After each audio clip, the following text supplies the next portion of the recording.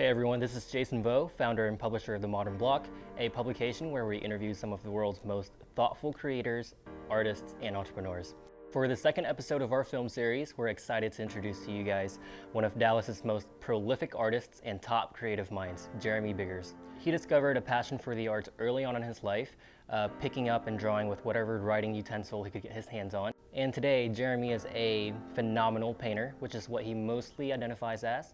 In the following in-depth interview, we get a closer look at Jeremy's journey, as well as his thoughts on creative blocks, and more importantly, how he finds it best to avoid creative blocks entirely.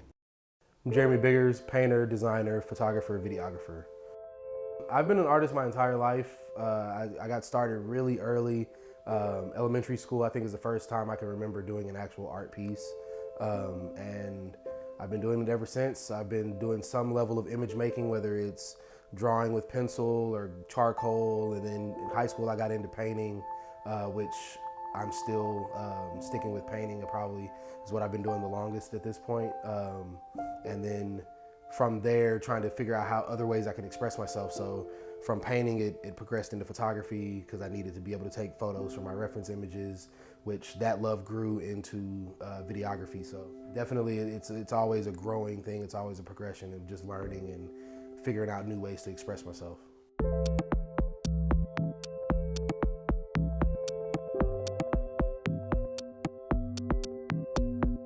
Try my best not to let myself get to creative blocks because I don't know if it's me being a Virgo, of overthinking things or whatever it is, but if I ever get to those points where I'm in a rut or really stuck, I get really, really stuck. So I try my best to not let myself get there. I'm always thinking of, even when I'm working on a project, I'm always thinking of what comes next, what's the next project. So in the chess sense, I'm always thinking 2 or 3 moves ahead of what I'm currently working on, so that I don't allow myself to get into those ruts. But when I am in those ruts, I've found that usually creative blocks, I don't remember where I heard this, but usually creative blocks come from you not doing enough research and not having enough information on whatever you're trying to do.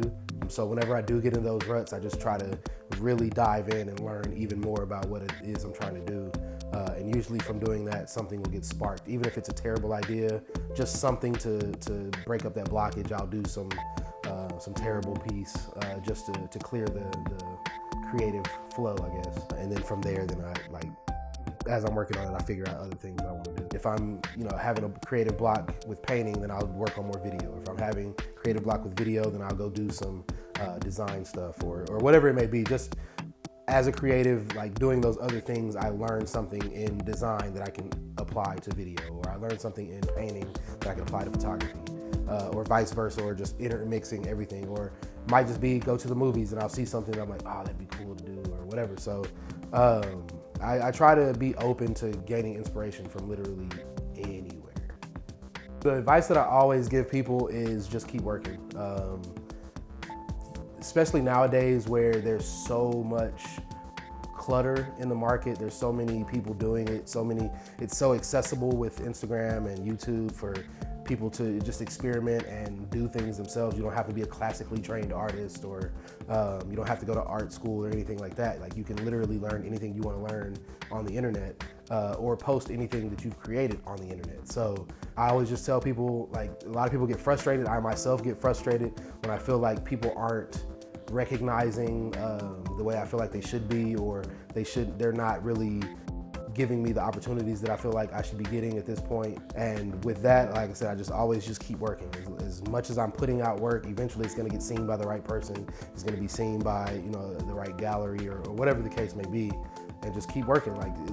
If you don't have work to put out there to keep up with the amount of content that's just being created every single day by, like I said, just everyday people, then you're gonna fall, you're just gonna disappear. And it's gonna be a point where people aren't even really realizing that they're not seeing your stuff anymore, because there's being inundated with so many other things that when you do post again, they're like, oh yeah, I forgot, I hadn't seen this person posting forever. So like I said, for me, it's just keep working, keep pushing, keep trying to grow, never let yourself get complacent. That's what it all boils down to.